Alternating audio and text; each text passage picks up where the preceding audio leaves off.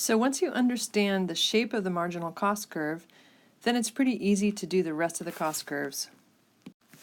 Here are the cost curves that matter the most to firms: average total cost, average fixed cost, and average variable cost. The ones we'll always graph are average total cost and sometimes average variable cost. And here's a practice question to get you thinking about how to calculate. Using the formulas in the slide before, and knowing that the fixed cost is 100, you can probably fill in the rest.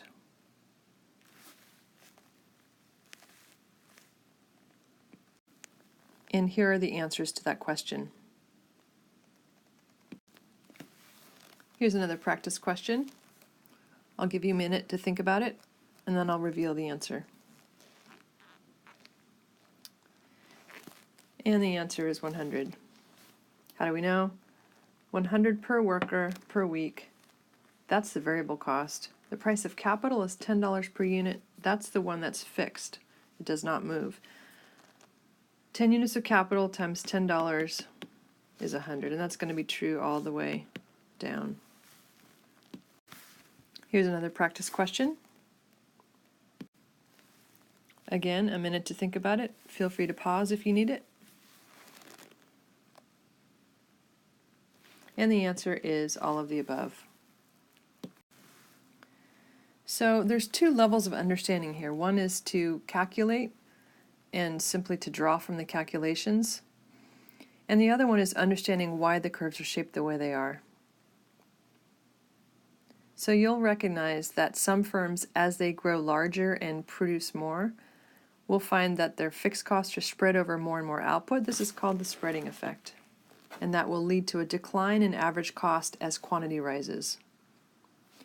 But the other effect that we've already learned with the law of diminishing returns is that marginal cost rises as you produce more after a certain point because your variable inputs are getting less and less productive, meaning it's going to cost you more and more workers to gain extra output because the workers themselves are getting less productive because, again, they're getting more crowded or they're running out of machine time or whatever. There's some fixed input that is a bottleneck.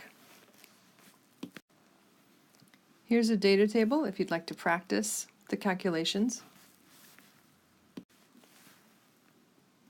And here's the average total cost graphed from that data.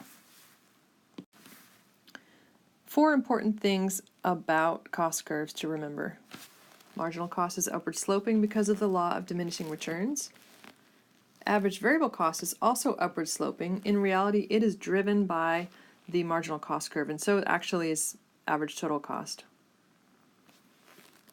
Average fixed cost, which we don't care that much about, but we know it's going to decline because as you produce more of an output, the fixed cost will be spread over more and more output.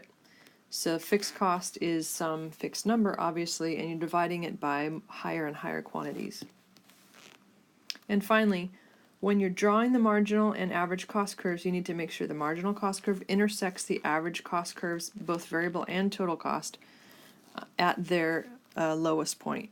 So the marginal cost curve should bisect the average variable cost curve or average total cost curve at the minimum of that average cost curve.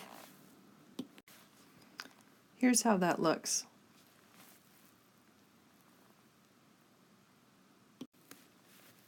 And here's the family of the most important cost curves: marginal cost, average total, and average variable cost.